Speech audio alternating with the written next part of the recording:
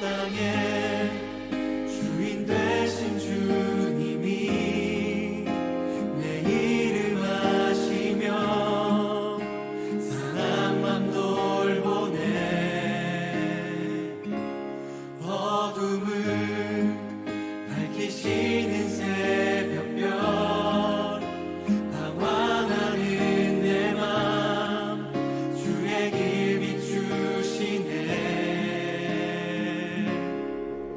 나로 인함이 아닌 주가 행하신 일로 나의 행함이 아닌 오직 주로 인하여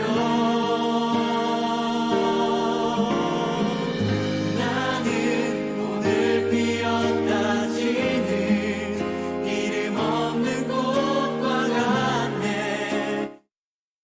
밝히시는 새벽별 방황하는 내 맘 주의 길 비추시네. 날 귀하다 하시네.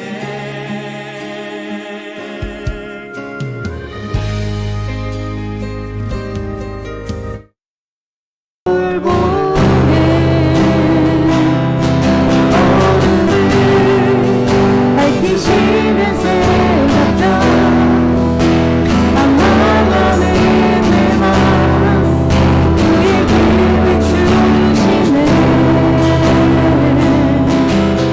나로 인함이 아닌 주가 행하신 일로 나의 행함이 아닌 오직 주로 인하여 나는 오늘 피어난 지는 이름 없는 꽃과 같네. 바다에 있는 바보 안개와 같지만 주는 나를 붙드시고 부르짖음 들으시며 날 귀하다 하시네. 주님은 나의 죄를 보시고 언제 들어갈래? 모르겠어? 아니야, 처음부터 들어가 그냥.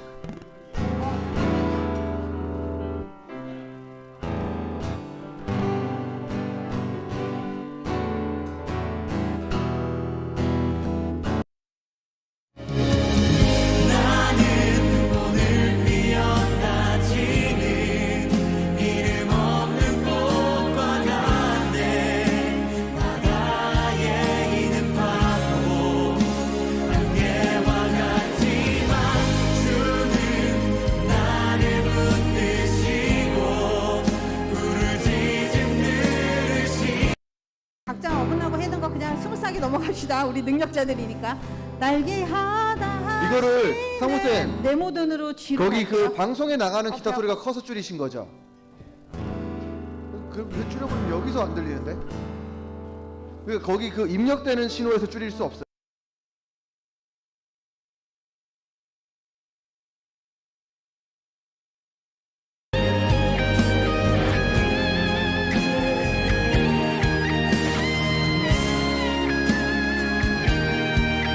우리 한 목소리로 선포합시다. 바다에 있는 파도 안개와 같지만 주는 나를 붙드시고 부르짖음 들으시며 날 귀하다 하시네. 주님은 나의 죄를 보시고 사랑의 눈으로 날 귀하다 하시네. 날 귀하다 뭐라고요? 하시네. 내 모든으로 넘어가는 네 뭐예요? 내 모든 것 이거는 뭐 G 코드로 가요? 예, G로 갑시다. 예. 다시 할게요. 날 귀하다 하시네. 시작. 하나. 날 귀하다 하시네. 반주의 내 모든 것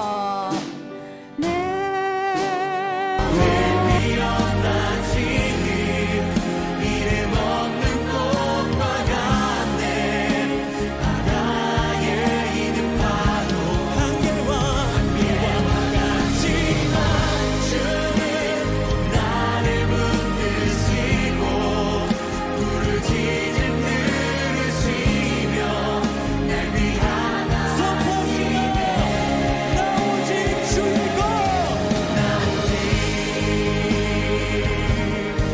주의 것 우리는 주의 것입니다 나 오직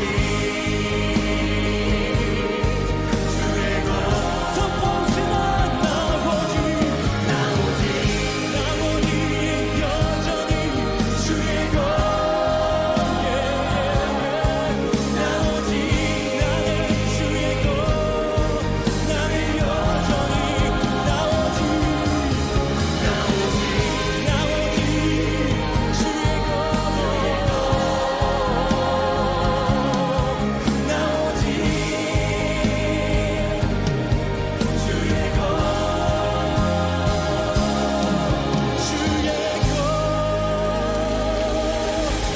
할렐루야 여전히 우리는 주님의 것입니다 여전히 우리는 주님의 것입니다 할렐루야 할렐루야 할렐루야 주님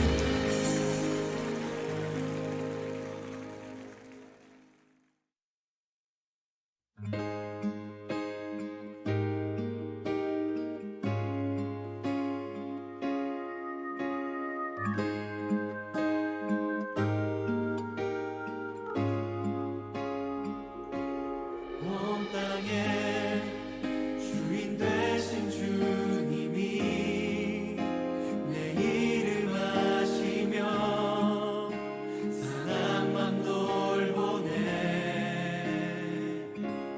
어둠을 밝히시는 새벽별 방황하는 내 맘 주의 길 비추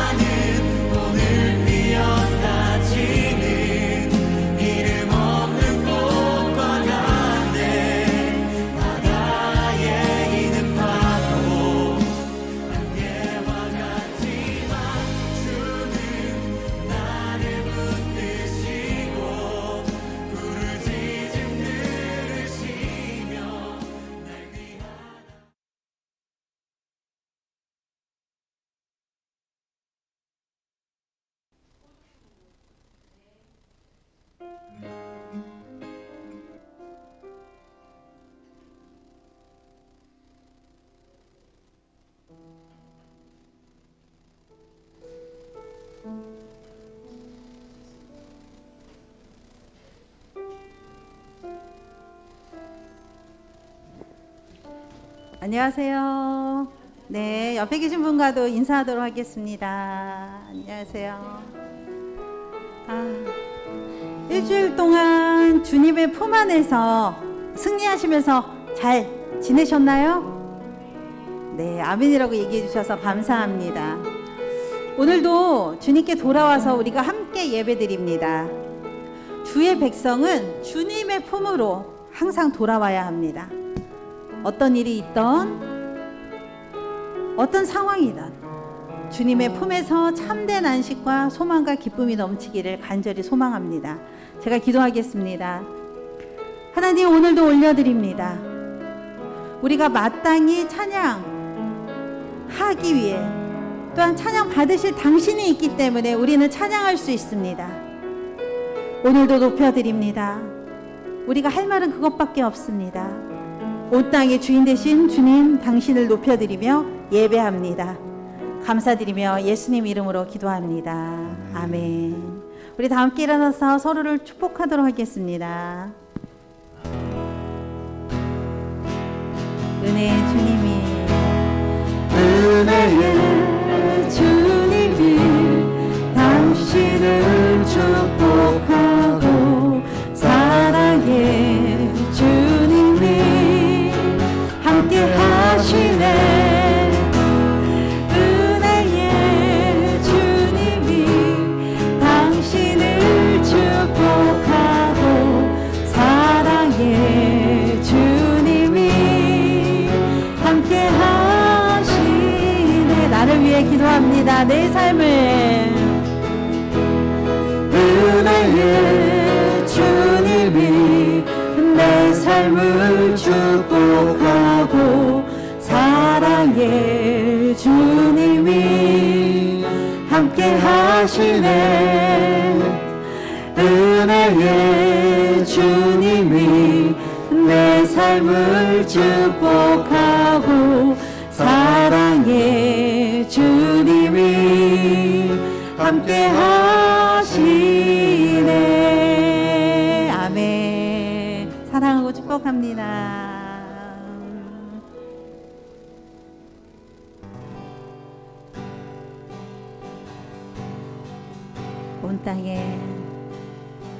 온 땅에 주인 되신 주님이 내 이름 아시며 상한 맘 돌보네.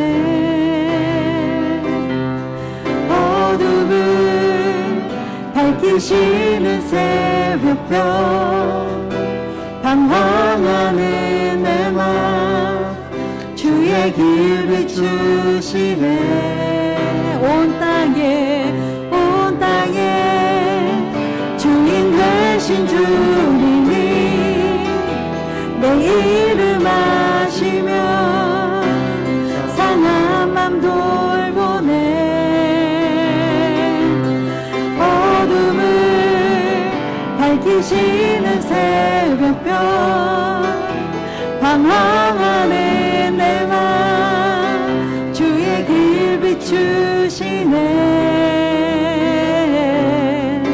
나로 인함이 아닌 주가 행하신 일로 나의 행함이 아닌 오직 주로 인하여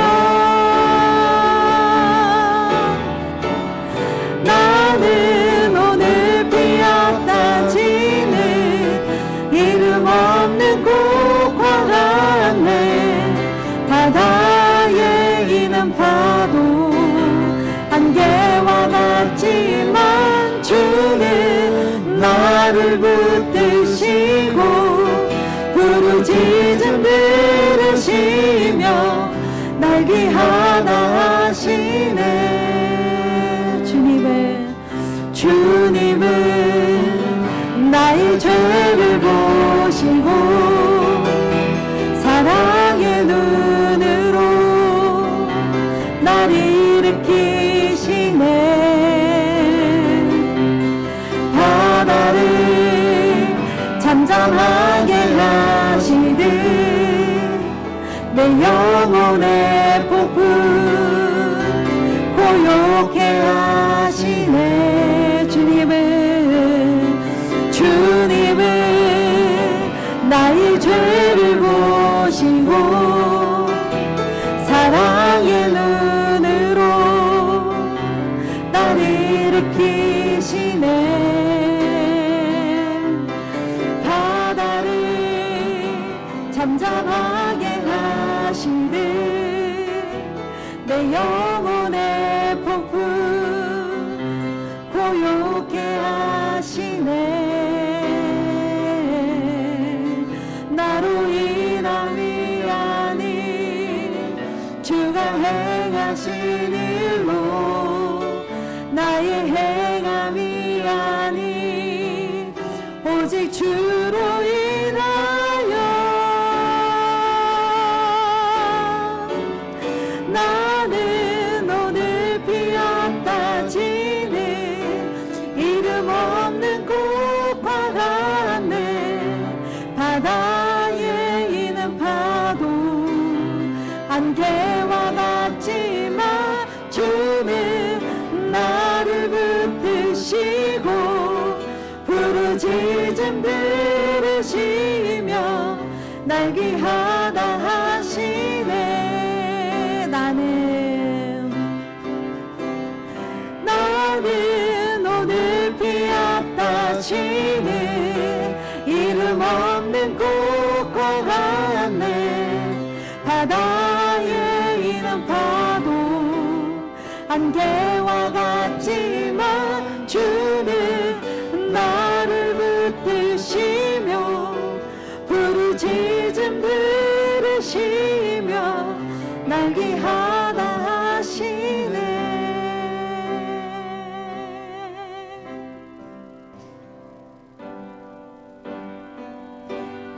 내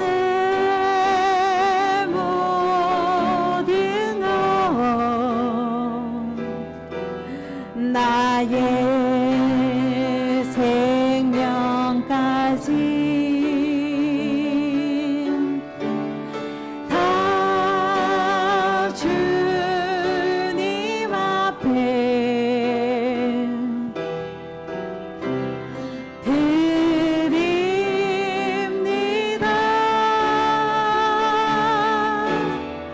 주 임재 안에서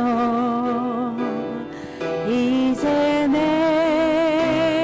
영혼 자유에 내가 주의 거룩한 이름을 높이며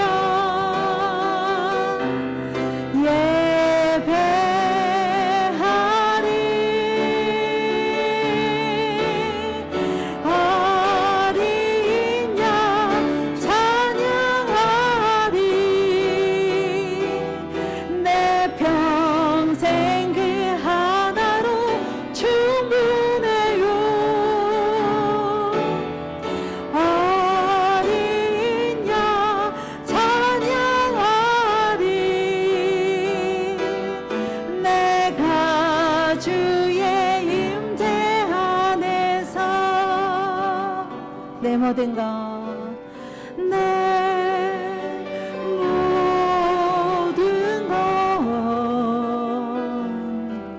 나의 생명까지 다 주님 앞에 드립니다.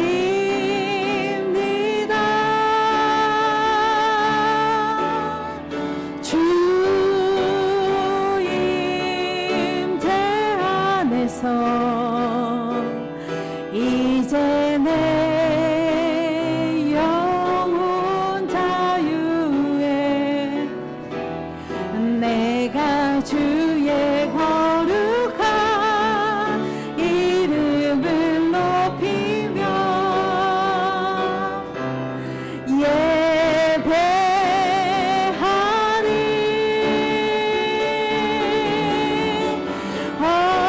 어린 양 찬양하리 내 평생 그 하나로 충분해요 어린 양 찬양하리 내가 주의 임재 안에서 주 임재 안에서 주 임재 안에서 이제 내 영혼 자유해 내가 주의 거룩한 이름을 높이며 예배하리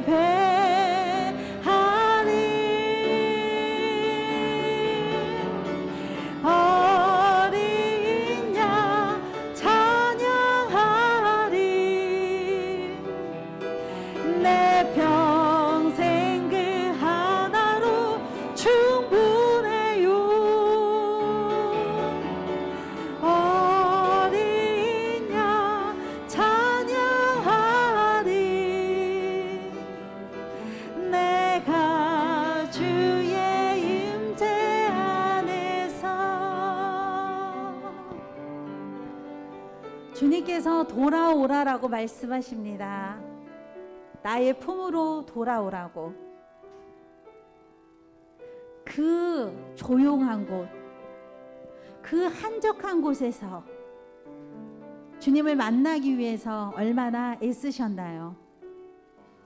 그 시간에 주시는 주님 품에 돌아왔을 때 주시는 그 평안함,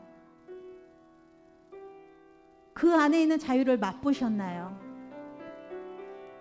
그렇지 못하셨다면 오늘 이 예배가 그리하길 원합니다. 그러하셨다면 오늘 이 예배가 내가 고민하고 애쓰고 주님과 싸웠던 그것에 대한 해답의 시간이 되기를 원합니다. 저 또한 마찬가지입니다. 우리 모두 다 주님 품에 돌아와서 참 쉼과 평안을 또한 새로운 비전과 소망을 얻고 가시기 원합니다. 그리 일하신 하나님을 찬양합니다. 주님 말씀하시옵소서. 우리 기도하도록 하겠습니다. 할렐루야. 은혜로우신 하나님 도와주시옵소서. 부족한 부분들까지도 채우시는 하나님, 억울한 부분까지도 소망으로 이끄시는 하나님, 기진하고 지친 마음을 어루만지시는 하나님, 그 한적한 곳, 그 조용한 곳, 예배의 쉼이 있는 그곳으로 우리가 돌아갑니다. 그렇습니다. 주님, 저 또한 들은 것을 주님 말합니다. 하나님 기억하시고 인도하여 주시옵소서. 주여 도우시옵소서.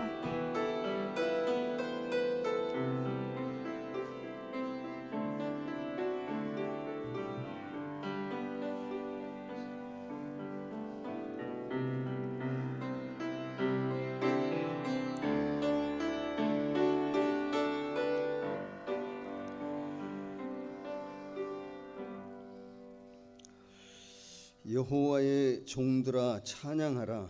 여호와의 이름을 찬양하라. 이제부터 영원까지 여호와의 이름을 찬송할지로다. 하나님은 영이시니 예배하는 자가 신령과 진정으로 예배할지니라. 아멘. 나는 전능하신 아버지 하나님 천지의 창조주를 믿습니다. 나는 그의 유일하신 아들 우리 주 예수 그리스도를 믿습니다. 그는 성령으로 잉태되어 동정녀 마리아에게서 나시고 본디오 빌라도에게 고난을 받아 십자가에 못 박혀 죽으시고 장사된 지 사흘 만에 죽은 자 가운데서 다시 살아나셨으며 하늘에 오르시어 전능하신 아버지 하나님 우편에 앉아 계시다가 거기로부터 살아있는 자와 죽은 자를 심판하러 오십니다. 나는 성령을 믿으며 거룩한 공교회와 성도의 교제와 죄를 용서받는 것과 몸의 부활과 영생을 믿습니다. 아멘. 교독문 15번 말씀을 우리 함께 교독하도록 하겠습니다. 교독문 15번 말씀입니다. 여호와는 나의 빛이요 나의 구원이시니 내가 누구를 두려워하리요.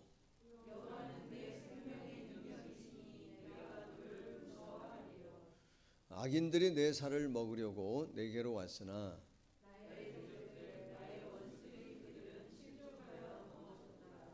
군대가 나를 대적하여 진칠지라도 내 마음이 두렵지 아니하며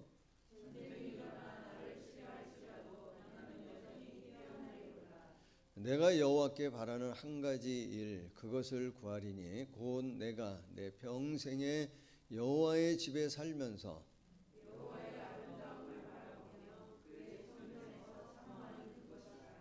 여호와께서 환난 날에 나를 그의 초막 속에 비밀히 지키시고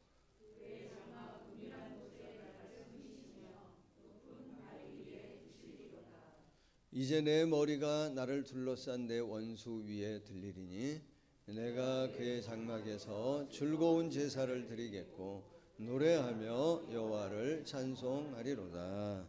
아멘.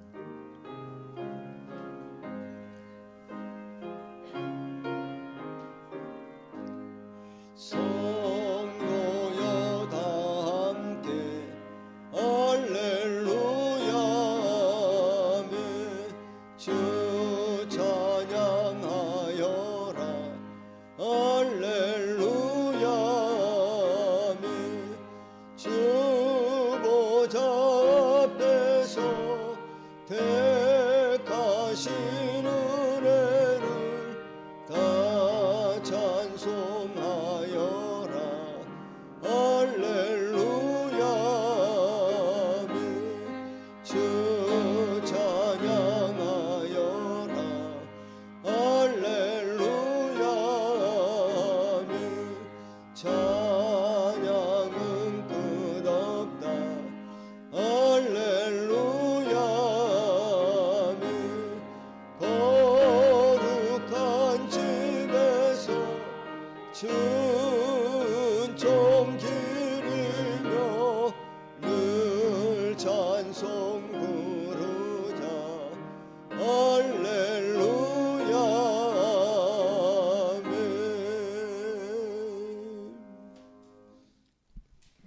길이요 진리이며 참되신 하나님, 하나님만이 완전하신 분이며 우리를 이끌 수 있는 분임을 알기에 영광을 올립니다. 그러한 분을 언제나 아버지라 부르며 어느 누구에게 할 수 없는 말도 쏟으며 위로받을 수 있으니 우리는 참으로 행복한 자녀들입니다. 이런 자녀된 건세를 허락하시고 거룩한 예배의 자리로 불러주시고 말씀으로 이끌어 주시니 감사드립니다. 완전하신 하나님, 살아온 삶의 기준으로 시간 속에서 배워온 지식으로 참과 거짓을 저울질하며 스스로를 정죄하며 또 타인을 판단하며 어둠 속에서 나오지 않았음을 돌이키며 회개합니다. 입술의 고백이 어느 순간 또 죄로 이어질까 두려우니 주의 강권적인 사랑으로 붙잡아 주시고 그 길로 가지 않게 인도해 주시길 원합니다. 주님의 종 목사님의 설교 말씀이 예배의 자리에 나온 모두에게 영혼을 깨우는 말씀이 되길 소망합니다. 대언의 말씀이 선포될 때 회복의 역사가 일어나며 자신을 위해 또 다음 세대를 위해 울며 기도하며 주님이 일하실 것을 기대하며 살아가길 원합니다. 주님이 허락하신 언어를 입술에 담아주시며 주님의 말씀 안에서 비전을 찾고 주님 말씀하기 전까지 잠잠히 기다리며 우리 자신이 주인이 아닌 주님이 주인 되시는 삶을 살아갈 것을, 그러한 삶을 살도록 힘을 주시길 소망합니다. 주님은 인간의 역사를 통해서도 일하시는 분이십니다. 코로나가 장기화되고 세계를 흔들고 있으나 그것이 끝날 날도 주님만이 아십니다. 더 이상 비관적인 비전을 말하며 낙담하며 소망 없이 살아가지 않게 하소서. 십자가 사랑으로 승리하신 주님을 바라보며 한 주를 주님과 더 깊이 교제하며 용사답게 살아가길 소망하며 주 예수 그리스도 이름으로 감사히 기도드렸습니다. 아멘.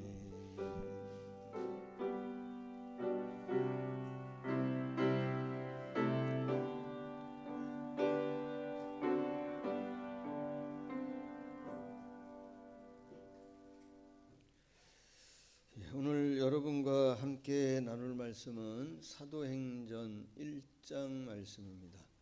사도행전 1장 1절로 5절의 말씀.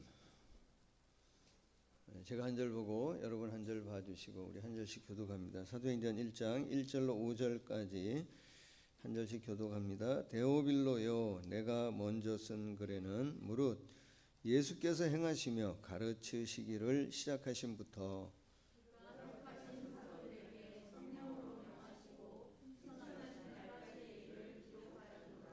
그가 고난받으신 후에 또한 그들에게 확실한 많은 증거로 친히 살아계심을 나타내사 40일 동안 그들에게 보이시며 하나님 나라의 일을 말씀하시니라.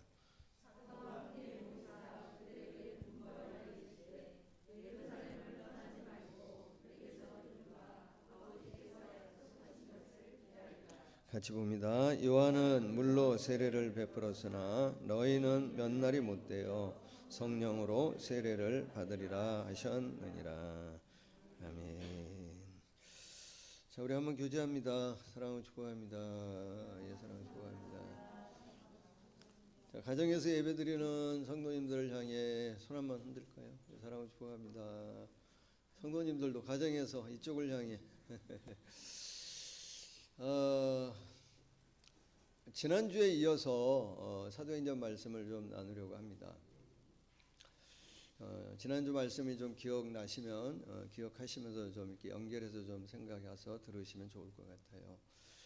전통적으로 사도행전의 저자를 누구라고 얘기하냐면 누가복음을 저술한 누가복음을 기록한 의사 누가라고 봅니다. 그래서 누가복음에서는 예수님의 어떤 일대기, 예수님의 생애를 기록해서 특히 이제 그 중에서도 예수님의 공생애를 통해 예수님의 메시아 되심에 대해서 조명하고 증언합니다.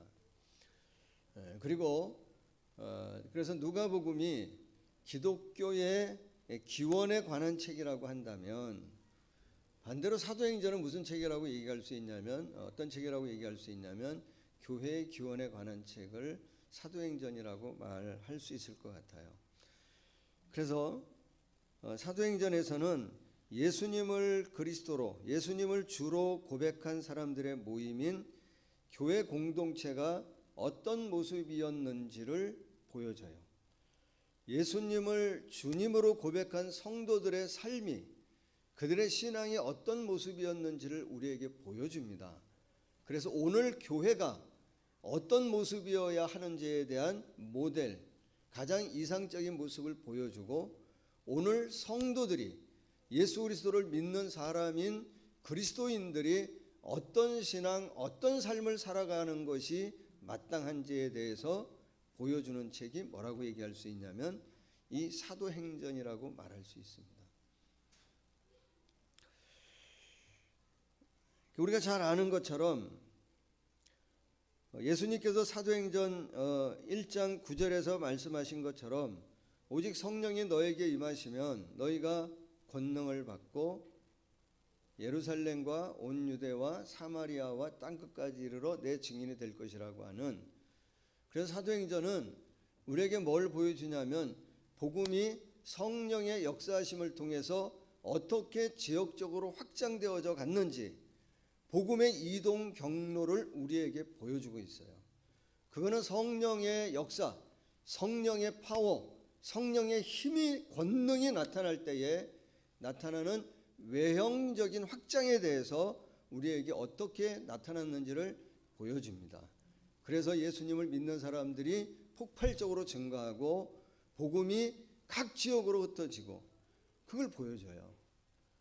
그러면서 또 하나 보여주는 게 있는데 뭐냐면 우리 내면 외형적인 어떤 역사만 보여주는 게 아니라 그 복음을 받아들인 성도들, 그 성령을 체험한 사람들의 내면 가운데 어떤 변화가 일어나는지에 대해서 또 우리에게 보여주는 거예요. 그 지역적인 어떤 그 지경이 넓어지는 것처럼 그 성령의 임재를 체험한 성도들은 뭐가 넓어지는 거냐면 믿음으로 결단하고 믿음으로 살아가는 믿음의 지경이 뭐냐면 점점 넓어지는 거예요.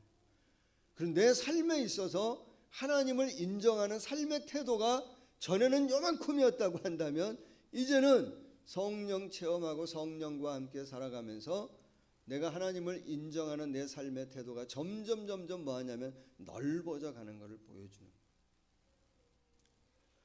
그래서 여러분, 이 사도행전은 사도들의 행적을 기록하고 있는 것이지만 한편으로는 뭐를 기록하고 있는 것이냐면 성령의 역사에 대해서 기록하고 있습니다. 성령으로 시작하고 성령과 동행하고 성령으로 끝나는. 저는 이 사도행전을 좀 보면서 사도행전을 통해서 우리에게 전해주시는 믿음의 정의가 무엇인지를 우리에게 좀 가르쳐주고 있다고 봐요. 믿음이 뭐냐? 믿음이 뭐라고 말할 수 있냐면은 믿음은 한 번의 순종, 한 번의 헌신, 한 번의 예배, 한 번의 기도가 뭐는 아니냐면 믿음이라고 말할 수 없어요. 온전한 믿음이라 말할 수 없어요. 한 번의 믿음, 한 번의 예배도 소중한 것이지만 그 한 번의 예배가 점이라고 한다면, 하나의 점이라고 한다면 그 점이 계속 이어져야 해요. 그 점이 계속 점철되어져서 그 점이 이어져서 뭐가 되어져야 되냐면 선이 되어져야 돼요. 그게 뭐라고 얘기하냐면 믿음이라고 해요. 어제의 순종, 어제의 헌신, 어제의 예배도 너무나 소중하고 귀한 것이지만 그것으로 만족하면 안 돼요. 그 예배는 뭐 해야 되죠? 계속 이어지는 믿음의 행전이 써내려 가야 해요. 이전에 있었던 순종도 너무나 소중하고 귀한 것이지만 그것으로 끝나면 안 돼요. 우리의 순종은 뭐 해야 되죠? 계속 이어져 가야 해요. 그래서 초대교회 성도들이 잘했던 거 뭐라 그랬어요? 말씀에 듣고 말씀에 순종하는 걸 잘했다 그랬죠. 그게 한 번이 아니라 계속 이어져야 해요. 모여 기도하는 것, 그게 한 번이 아니라 뭐 계속 이어져 가요. 그리고 뭐 하는 거죠? 모이면 기도하고 모이면 교제하고 예배하고 흩어지면 뭐 하고 예수 그리스도를 알리고 전하는 거를 뭐 해야 되냐면 잘했단 말이에요. 근데 그거 하다가 뭐 했냐면 흩어졌잖아요. 핍박 가운데 또 고난 가운데 흩어졌는데도 불구하고 그래도 흩어져서 또 그걸 하는 거예요. 왜냐하면 그만큼 뭐 한 거냐면 예수님이 좋은 거예요. 그만큼 예수님이 소중한 거예요. 그만큼 내 삶의 우선순위 예수 그리스도인 거예요. 그만큼 예수님 내 삶의 중심이 되어지니까 환경과 여건과 관계없이 여전히 그 길을 걸어가는 거예요. 이게 쉬워요? 쉽지 않단 말이에요. 그래서 사도행전이 우리에게 또 보여주고 있는 믿음의 정의가 뭐냐면 믿음은 혼자 하는 게 아니에요. 절대. 믿음은 뭐와 하는 것이냐면 공동체 안에서 공동체와 함께 해야 돼. 그보다 중요한 것은 또 사도행전이 우리에게 보여주는 건 뭐냐면 믿음은 내 힘으로 하는 게 아니에요. 믿음은 뭐라는 거예요? 성령과 함께 하는 것이 믿음이에요. 그래야 늘 순종의 삶을 살 수 있는, 그래야 늘 예배하는 삶을 살 수 있는. 그래서 이걸 보여주는 게 뭐냐면 사도행전이지만 성령 행전이에요. 그래서 제가 지난주에 그래서 뭐 했어요? 빌립의 예를 들면서 성령께서 가라고 명령하시면, 일어나라고 명령하시면 일어나서 가야 된다 그랬잖아요. 성령에 민감한 사람이 되자 그랬잖아요. 내 사역이나 내 삶의 모든 부분에 있어서 가라고 명령하시는 하나님의 명령에는 의미 없는 것이 없단 말이에요. 가라고 말씀하실 땐 거기는 하나님의 의도와 계획과 뜻이 있기 때문에 그걸 보고 가야 돼요. 순종하면.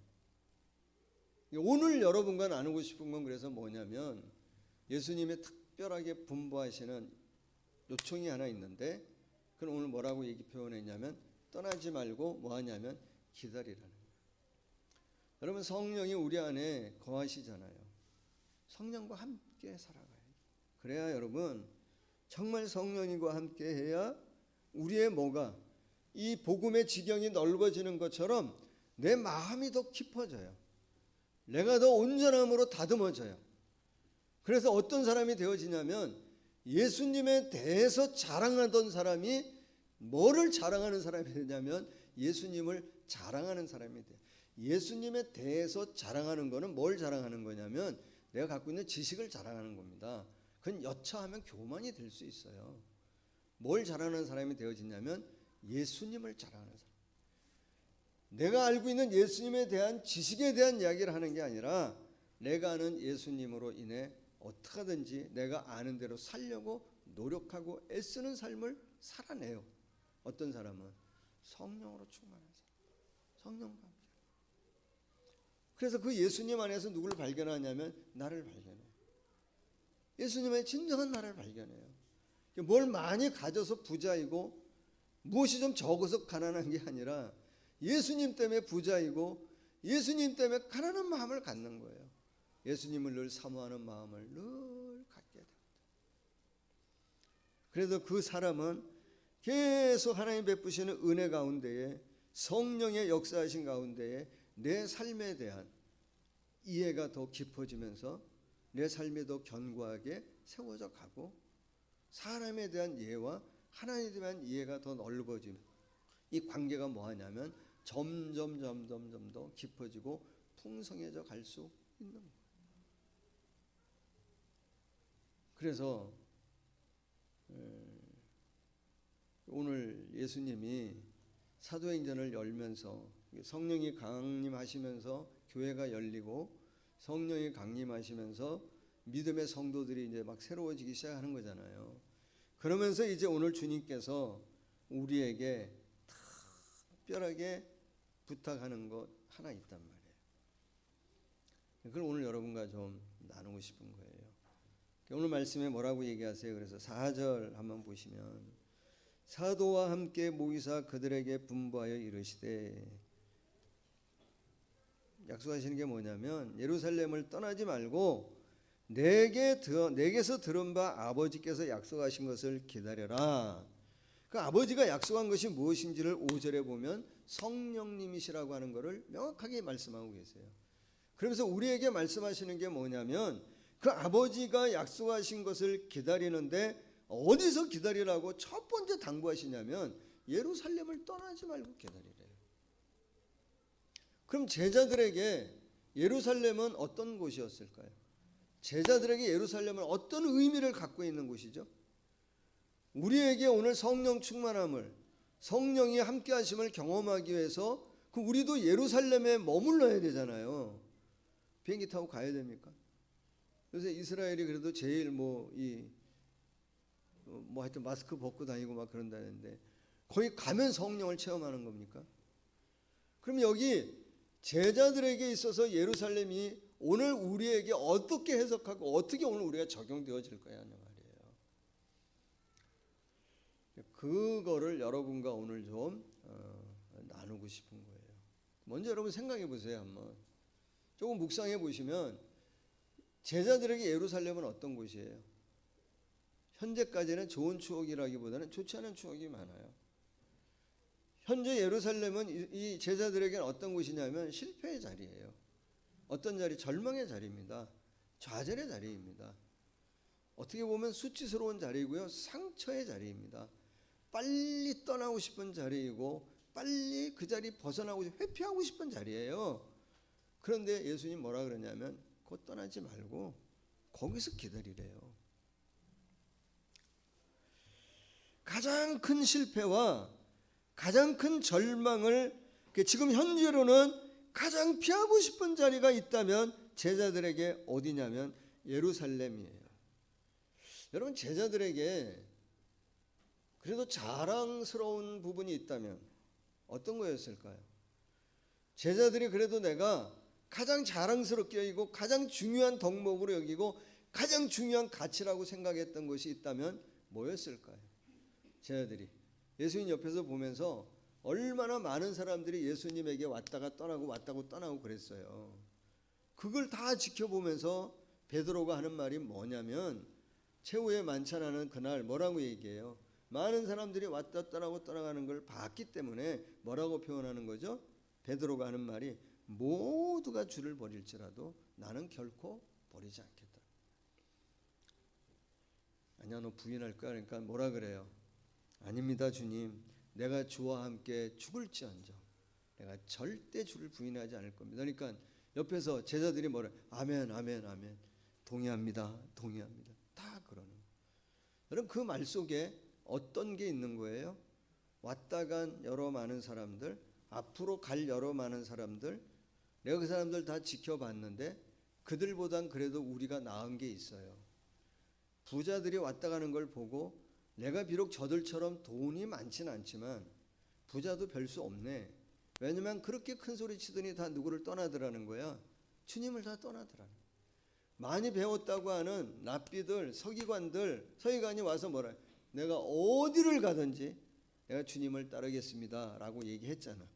그럴 때 예수님 하시는 말씀이 뭐였어요? 여우도 굴이 있고 공중에 그 새들도 집 거할 곳이 있는데 나는 인자는 거처할 곳이 없다라니까 다 변명하고 뭐 하냐면 다 간단 말이야. 다 떠난단 말이야. 그걸 보면서 뭐라 그러냐면은 베드로가 특히 뭐라 그래? 내가 당신처럼 돈을 많이 갖고 있지는 않지만 당신들처럼 내가 많이 배우지 못할지라도 나는 어부로서 바다 사나이로서 그래도 뭐가 있는 사람이야? 의리. 내 의리는 있다. 부자들도 뭐 의리가 없네. 뭐. 내 의리 이거 하나만큼은 내가 그들보다 낫다. 그래서 뭐라고 얘기하냐면 모두가 주를 부인할지라도 나는 부인하지 않겠다. 근데 그 자랑이, 그 자존심이 어떻게 되어져요? 완전히 박살나요. 거기가 어디예요? 예루살렘. 자기가 정말 그래도 자기가 버틸 수 있었던 어떻게 보면 유일한 자존심. 그래도 내가 그들보다 좀 낫다고 생각했던 내 자랑, 내 자부심. 거기에 뭐 하냐면 완전히 무너진 데가 어디냐면 예루살렘이에요. 그런데 예수님 뭐라고 얘기하냐면 여러분 그러면 떠나고 싶잖아. 그 상황에서. 거기 떠나지 말래. 기다리래 거기서. 또 생각해 볼 수 있는 건 뭐냐면 제자들에게 예루살렘은 어떤 곳일까? 여러분 제자들에게 예루살렘은 그들을 미워하는 사람들이 있는 곳입니까? 이해하지 못하고 미워하는 사람들이 있습니까? 사실은 그 정도가 아니에요. 어느 정도예요? 죽이려고 하는 사람들이 있는 곳이에요. 제사장과 바리새인들과 서기관들과 사두개인들이 예수님을 어떻게 죽였는지 제자들은 다 봤어요. 근데 이 바리새인들이 예수님을 제사장들이 죽였는데 예수님의 시신이 없어졌다는 거잖아. 부활했다는 소문이 들리잖아. 예루살렘이 예수님 때문에 막 시끌벅적하단 말이야. 소동이 일어났단 말이야. 가만히 있겠냐고. 그러면 예수의 잔당들을 다 잡아들여서 다시 뭐 할 거란 말이지? 얼마든지 위협하고 죽일 수 있는 상황이니까 제자들에게 있어서는 거기를 빨리 벗어나고 싶은 곳이에요. 여러분 우리가 인생 살면서 나를 미워하는 한 사람이 있어도 그거 어려운데 나를 위협하는 여러 사람이 바글바글하다고 생각해봐요. 얼마나 어렵겠냐고요. 얼마나 피하고 싶고 얼마나 떠나고 싶겠어요. 그래서 여러분 이 제자들에게 예루살렘은 어떤 곳이라고 말할 수 있냐면 내가 뭔가를 할 수 있는 것이 하나도 없는 상황. 내가 나를 자랑하다고 뭐라고 내세울 것이 아무것도 없는 최악의 상황. 내 자아가 정말 산산이 부서지. 내 인생의 어두움이 정말 깊은 내 자체가 정말 꺾여버려서 아무것도 할 수 없는 그 상황. 거기 떠나지 말래. 거기서 뭐 하라고 얘기하냐면 기다리래. 근데 이게 그냥 기다리기가 어렵다고. 그게 뭐 하면서 기다려요? 기도하면서 기다리는. 보시면 저는 이제 그렇게 그 상황이 되면 정말 진정한 기도를 하나님과 좀 할 수 있을 것 같아요. 물론 그 상황에서도 못할 수도 있지만 우리 연약함 때문에. 근데 오늘 말씀해 보시면 뭐라고 얘기합니까? 1장 13절 14절을 한번 보시면 들어가 그들이 유하는 다락방으로 올라가니 베드로, 요한, 야고보, 안드레와 빌립, 도마와 바돌로메, 마테와 알페오의 아들 야고보, 세로신 시몬, 야고보의 아들 유다가 다 거기가 어디입니까? 예루살렘. 그 좌절과 절망을 경험했던 그 자리. 14절 여자들과 예수의 어머니 마리아와 예수의 아우들과 더불어 뭐 했다고요? 마음을 같이하여 오로지 기도에 힘쓸 수 있었던 이유가 저는 이들이 어디에 있었기 때문이라고 보여지냐면 예루살렘에 있었기 때문이라고. 그 상황, 실패를 경험했기 때문에 그 자리에 있을 수 있다고 봐요. 여러분 우리는 뭔가 조금이라도 희망 삼을 만한 것이 내게 힘이 될 만한 그 어떤 것이 있으면 잘 주님을 의지하지 잘 않는 것 같아요. 주님 잘 바라보지 않나. 그 주님을 바라보고 주님을 의지해야 될 그 상황에서도 뭔가 자꾸 대체할 것들을 찾아서 우리가 잘 사모함으로 주님 앞에 가까이 가지 못해. 그게 우리 연약함인 거예요. 누구 특정한 사람이 우리 모두에. 어떤 분이 뭐라 그러냐면 이제 나이 먹으면 이제 왜 일자리 잡고 일거는 재취업을 도와주는 일을 하는 분인데 그러면 이제 재취업을 하기 위해서 뭐 훈련도 하고 그래서 새로운 이제 일거리를 이제 줘서 취업을 시키는 일을 하시는 분인데 재취업을 하러 이제 와서 상담을 하고 뭐 하면 제일 먼저 묻는 말이 뭐냐면 제일 먼저 묻는 말이 뭘까요? 제일 먼저 묻는 말이 자기 잘하는 일이 뭡니까? 좋아하는 일이 뭡니까? 하고 싶은 뭐 일은 어떤 것입니까? 뭐 이런 걸 묻지 않는데 제일 먼저 묻는 게 뭐냐면 당신의 통장에 잔고가 얼마 있냐고 묻는데 몇백만 원이라도 남아있다 그러면 갔다가 다시 오라 그러는데 잔고가 어느 정도라도 좀 있다 그러면은 어떤 일자리를 마련해줘도 뭐라 그러냐면 날 어떻게 보고 이런 데를 소개해 주냐고 그런다. 잔고에 뭐가 좀 있으면 그 자리에 가서도 뭐 하지 못하냐면 견디지 못하고 그냥 그만둔다. 그게 우리 연약함.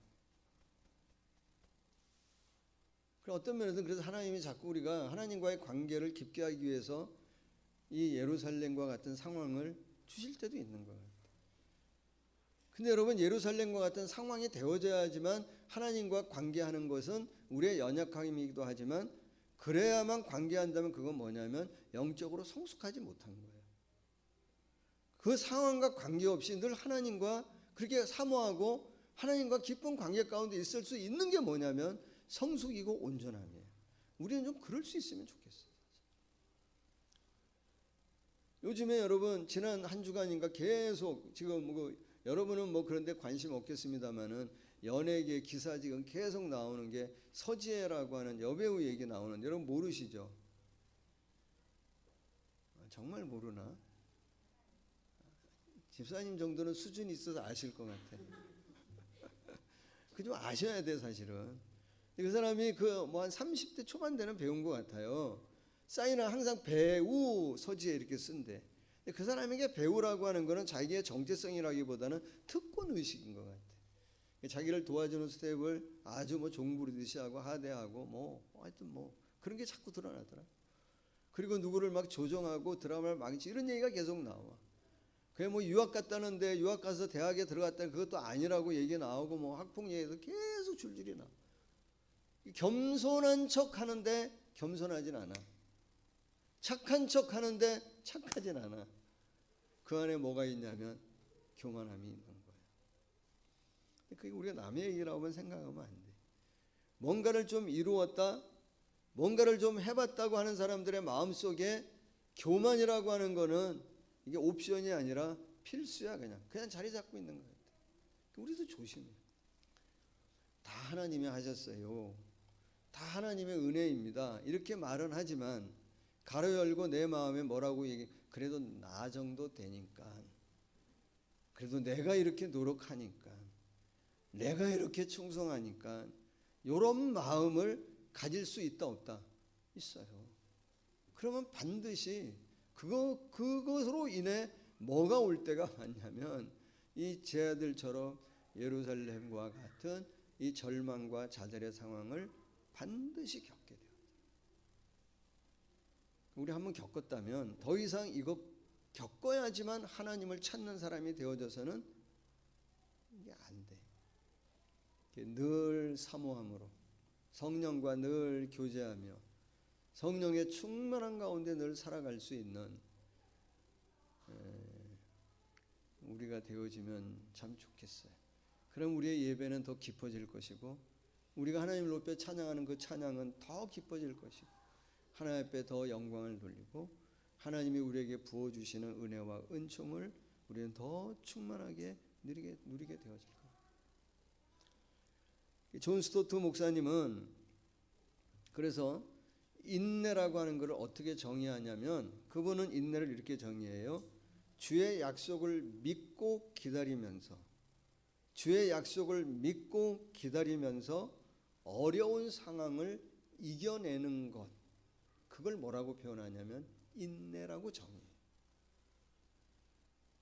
이 존 스토트 목사님은 온유를 뭐라고 정의하냐면 온유가 우리 임전도사님의 딸, 이거 웃어줘야 이게 내가 좀 덜 멀쩡한데, 그렇게 정의하는 게 아니라 온유를 뭐라고 얘기하냐면 주의 약속의 말씀을 믿고 그 말씀을 붙들고 정말 내가 참아낼 수 없는 나를 어렵게 하는 그 사람을 참아내는 것, 그걸 뭐라고 얘기하냐면 온유라고 얘기해요. 그 힘은 어디에서 나오는 거예요? 성령님을 통해서. 소망하는 것은 사랑하는 여러분, 우리가 그 상황 가운데 있든 없든, 그래서 어떤 상황이든 항상 언제나 성령님과 함께 할 수 있는 저와 여러분이 되어지기를 예수님의 이름으로 축복합니다. 그러면 여러분 그 자리는 바뀌어요. 절망의 자리에서 무슨 자리로 바뀌죠? 소망의 자리로 바뀝니다. 예수님을 모른다고 부인했던 그 자리에서 나를 부인하는 자리로 바뀝니다. 그래서 예수님을 모른다고요 그렇게 배교하던 그 사람들, 배신하던 그 사람들이 뭐하냐면 순교자로 바뀌어요. 그리고 주와 함께 계속해서 순례의 길을 살아가는 영적 강건한 사람으로 그 자리에서 새롭게 되어지는, 상처, 아픔, 절망의 자리가 아니라 어느 순간 그 자리는 무슨 자리가 되어지냐면 내 영을 새롭게 하고 내가 새로워지고 나 같은 사람에게 귀한 사명을 맡겨주신 정말 복된 자리로 바뀌어져요. 그래서 주님이 말씀하시는 거예요. 그곳에서 뭐하라고 얘기하냐면 기다리라는 거죠. 그렇게 좀 우리가 다 기다리면서 하나님의 어떤 역사, 하나님의 인도하심을 체험하고 경험하는 저와 여러분이 되어지기를 예수님의 이름으로 간절히 축복합니다. 조금 더 기다려보면 좋을 것 같아요. 그만하고 싶다, 포기하고 싶다, 다 귀찮다, 사역도 내 삶도 관계도, 그럴 때 뭐 해야 되냐면 그게 예루살렘입니다. 오늘로 우리로 표현하면 거기가 광야입니다. 거기서 뭐 하냐면 그때는 정말 주님을 좀 더 기다려봐야 할 때. 저는 이제 이런 고백을 자꾸 하면 우리 아내가 싫어하는데 공부를 많이 하거나 좋아하진 않았어요. 그래서 제가 제 역사를 잘 모르고 그러는데 이제 설명하기 위해서 중일 전쟁이 일어난 해가 1937년 7월 7일인가 그래요. 그 전쟁이 막을 내릴 때가 언제냐면 1945년 9월 2일 연합군에게 항복했던 때라고 해요. 중일 전쟁을 일으켜서 전쟁을 해서 중국 땅을 막 점령하고 그래서 일본이 가장 강력했을 때가 언제라고 얘기하냐면 1938년, 39년, 1940년 정도래요. 그때는 중국의 여러 거점 도시들을 많이 점령했었고 동남아도 인도 차이나 반도도 우리나라는 뭐 말할 것도 없고 많이 점령했는데 가장 강한 때였지만 반대로 또 그때부터 전세가 역전되어지기 시작했대요. 왜냐하면 전선이 넓어지니까 그거를 다 감당할 수 없어서 이제 역전되어지는 상황이 그 즈음이래요.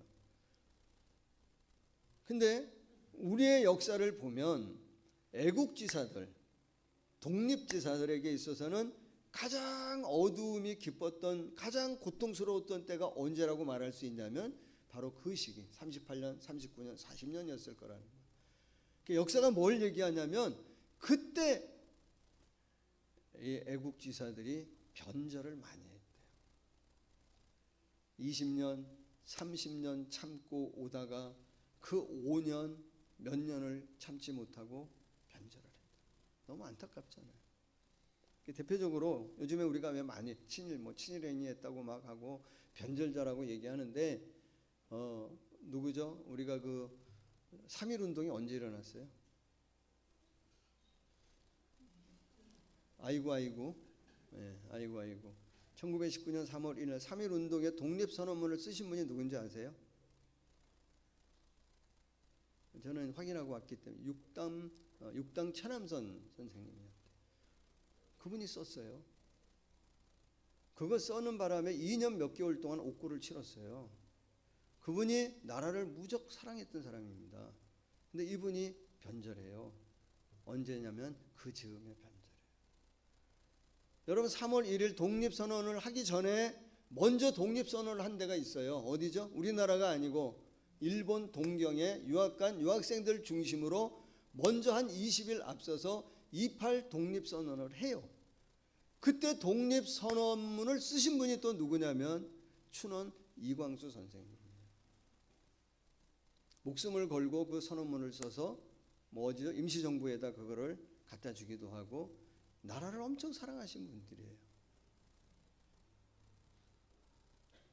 그 잠깐을 견디지 못하고 친일파라고 하는 친일 행위를 한 변절자라고 하는 오명을 갖게 되어져요. 우리가 잘 아는 그 2대 총장 지내셨던 김한란 여사 박사, 그분은 뭐라고 얘기했냐면 돌아가실 때 우리가 많이 들었잖아요. 장성곡 부르지 말고 오늘은 승리의 날이니까 무슨 노래 불러달라 그랬냐면 기쁨의 승리의 노래를 불러달라고 했던 분이신데 이분도 그 즈음에 강연이나 세미나나 막 이렇게 막 다니면서 중일 전쟁을 참여해야 한다고 뭐 했냐면 많이 활동을 했다는 거예요. 제가 그 시기에 태어났다면 저는 안 그랬을 수 있을까? 쉽지 않았을 것 같아요. 제가 그래서 여러분을 그분들을 제가 지금 비판하고자 하는 의도가 아니라 어떤 말씀을 드리고 싶은 거냐면 조금 더 기다렸다면,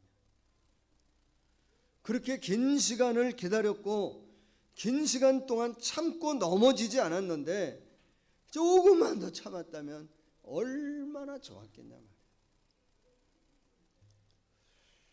좀 격이 다른 얘기지만 제가 군대에서 보초를 서보면 보초를 서는 시간 중에 가장 힘들고 가장 졸리고 가장 고통스러운 시간이 언제이냐면 교대 시간이 가까워질 때예요.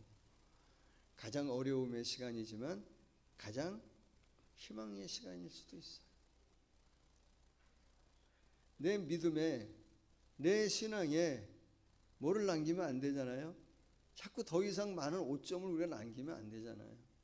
그럴 수밖에 없는 우리이지만 그러했기 때문에 그 시간에 그 자리에서 뭐 할 수 있는 사람이 돼야 된다고 믿냐면 오히려 더 우리의 믿음의 주요 온전케 하시는 예수 그리스도 그분을 바라보며 그분의 약속하신 것들을 기다릴 줄 아는 성령께서 나를 주장하시고 나를 통제하고 지배하셔서 그분이 이끌어가는 인생을 우리가 신뢰함으로 맡기고 살아갈 수 있는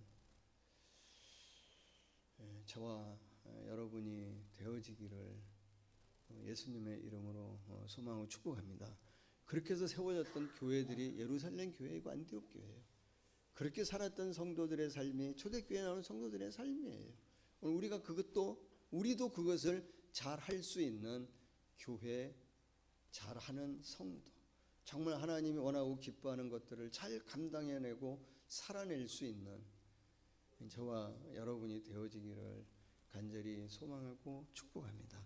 어느 일정 시간이 지나고 난 다음에 제자들에게 당신에게 예루살렘은 어떤 곳입니까? 라고 물어본다면 좀 바뀌지 않았을까요? 예전에는 그 예루살렘이 제자들에게 수치와 좌절과 절망의 자리였다고 한다면 어느 시점이 지나고 난 다음에 그 자리는 어떻게 추억이 되고 어떻게 기억이 났을까요? 나를 새롭게 되어진, 나 같은 사람을 정말 사명을 부르심 가운데 나를 새롭게 만들어, 내 영을 새롭게 하고 내 영을 깨우고 내 마음과 내 모든 것들을 새로 태어나게 한 곳, 성령이 나를 붙드시고 성령과 함께 살아가는, 그래서 이제는 정말 예수의 삶을 살아갈 수 있는 그리스도인 되게 한 곳, 그곳이 어디라고 얘기했을까라고 생각하냐면 예루살렘으로 추억하고 기억되어졌을 거라고 보는 거예요. 사랑하는 여러분, 여러분에게 광야 하면 어떤 게 기억나세요? 사실은 이제 제가 오늘 광야를 보내며 광야를 지나며 그 찬양을 같이 하고 싶었는데 너무 어려워서, 여러분 광야 하면 가장 먼저 떠오르는 이미지가 뭐예요? 가장 외롭고 힘들고 어려웠던 곳? 또 어떤 분에게는 그 광야가 어떻게 생각되어질까요? 주님만이 내 정말 힘이요, 주님만이 내 친구가 되어지고 정말 주님이 내 영혼을 새롭게 하고 나를 새롭게 태어나게 하신 곳, 그곳이 어디? 광야. 성령의 임재하심을 체험하고 성령의 충만함을 경험한다면 광야, 예루살렘은 우리에게 또 다른 의미로 우리에게 다가올 것이고, 그래서 우리는 이제는 뭐예요? 그 주와 함께 그 영적 순례의 길을 걸어가는 그것 자체가 우리에겐 너무나 소중하고 너무나 값지고 귀한, 오늘도 우리가 그렇게 주의 자녀로 살아갈 수 있다고 하는 것에 대해서 감사하고 기뻐하고 힘을 얻으며 살아갈 수 있는 저와 여러분이 되어질 줄로 믿습니다. 한 번으로 끝나지 아니하고 계속 이어지는 우리의 믿음의 행전, 우리의 연약함에 우리가 마음 빼앗기지 아니하고 성령님 그분의 인도하심에 따라 오늘도 영적 순례의 길을 힘있게 살아가는 저와 여러분이 되어지기를 예수님의 이름으로 간절히 축복합니다. 하나님 감사합니다. 내 삶의 자리 오늘 어떤 형편 어떤 여건에 있는지 모르지만, 그러나 우리가 예측하고 예상할 수 있는 것은 이전보다는 더 많은 도전과 이전보다는 더 많은 어려움이 있는 우리의 삶의 자리인 줄로 믿습니다. 주님, 그러할 때 우리가 우리를 위해 보내주신 이 보혜사 성령을 기다리는, 그래서 그 성령님과 함께 오늘의 삶을 살아가는 하나님의 자녀로, 그리스도인으로, 사명자로 살아낼 수 있는 힘을 이 성령의 권능 역사하신 가운데 얻는 우리 모두가 되어지도록 축복하여 주시옵소서.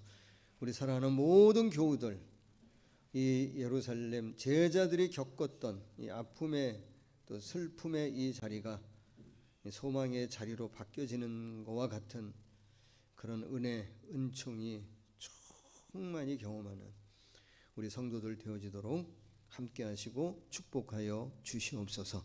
예수님의 이름으로 기도하옵나이다. 아멘.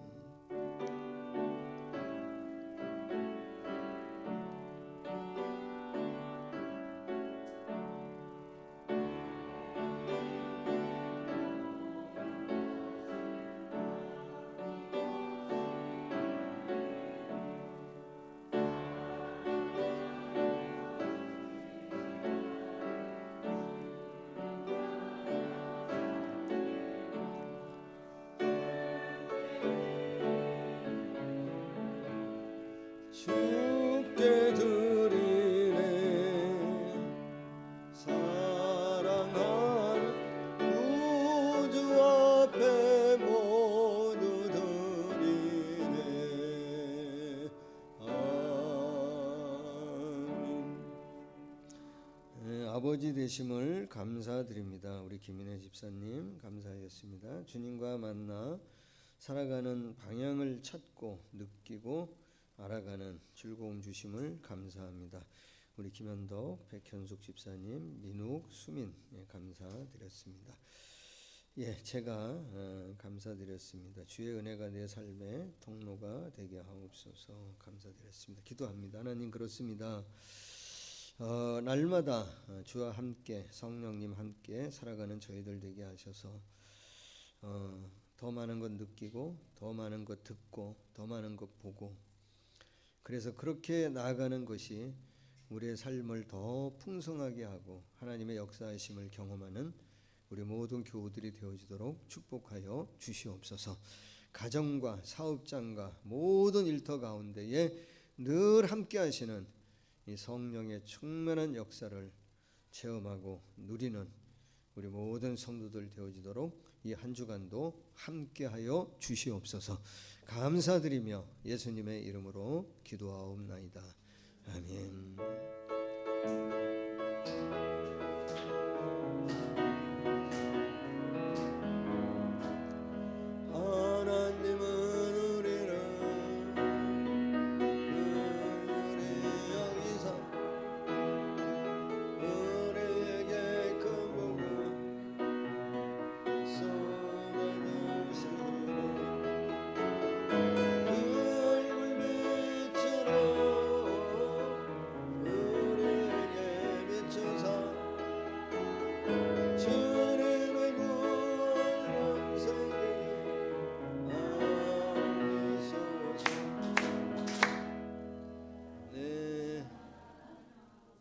인혜 집사님 오래간만에 오셨습니다. 네. 교회 소식 알려드립니다. 여러분 한번 보시죠. 특별한 거 요즘에 모이지 않고 행사가 없으니까 애매한 예배 시간만 계속 안내하는데 그래도 예배 시간 여러분 잘 참고하시고요. 교회학교 예배 시간도 참고하시고요. 네, 넘어갑니다. 코로나19 확산 방지와 종교를 위해 여러분 기도해 주시고 방역수칙 잘 지켜주시고 건강들 잘 조심하시기를 바랍니다.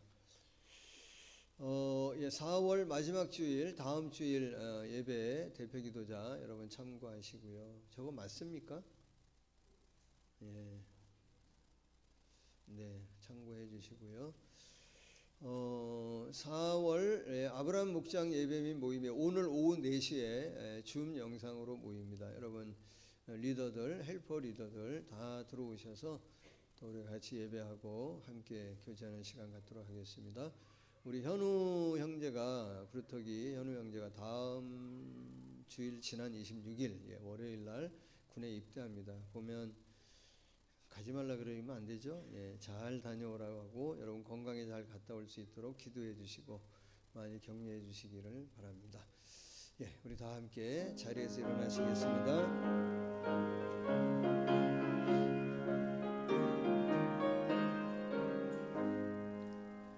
내가 매일 기쁘게 순례의 길에 주의 팔이 나를 안보하며 은혜가 주의 큰 복을 얻는 참된 비결은 주의 영이 함께함이라. 성령이 계시네 할렐루야 함께하시네. 소금길을 걸으며 밤낮 기뻐하는가 주의 영이 함께함이라. 전에 죄에 빠져서 평안함이 없을 때 예수 십자가의 몸도 힘이로 그 말 아래 엎드려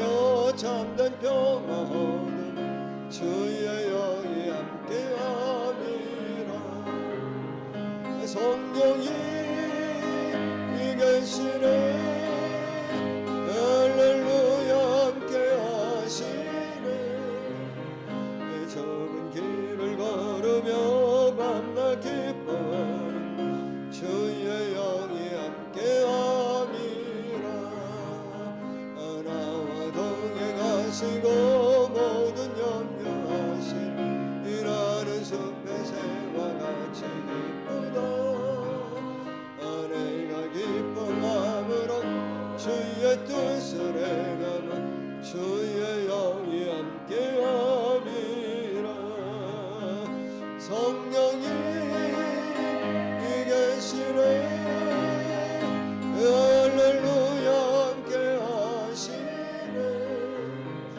좁은 길을 걸으며 밤낮 기뻐하는 것 주의 영이 함께함이라. 세상 모든 욕망과 하나의 모든 정욕은 십자가에 이미 못을 박았네. 그 어두운 밤이 지나고 무거운 짐 벗으니 주의 영이 함께함이라. 성령이 이 계시네 할렐루야 함께하시네. 이 좁은 길을 걸으며 밤낮 기뻐하는 것 주의 영이 함께함이라.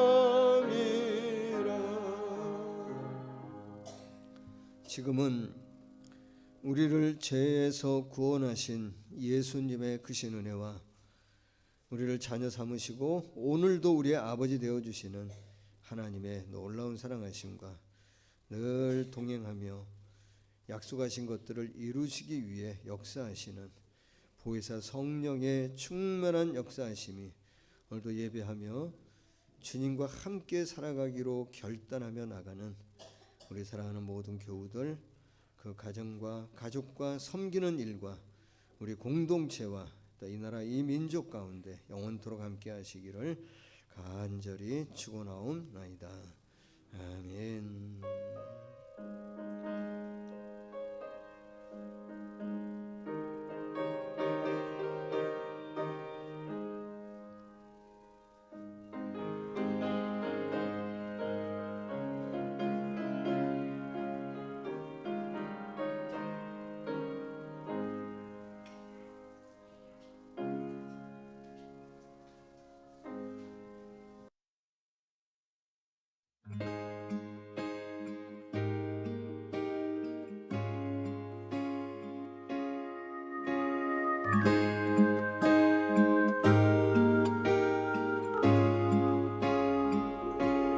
온 땅의 주인 되신 주님이 내 이름 아시며 사랑만 돌보네. 어둠을 밝히시는 새벽별 방황하는 내 맘 주의 길 비추시네.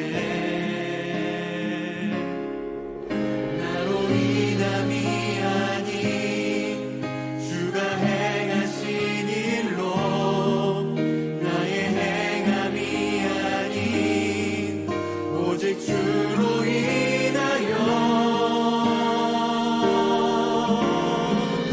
나는 오늘 피었다 지는 이름 없는 꽃과 같네.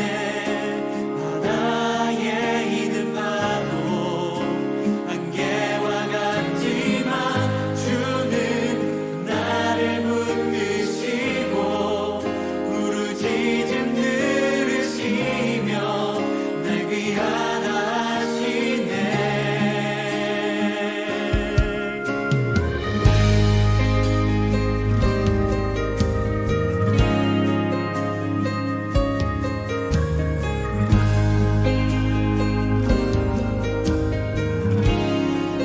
주님은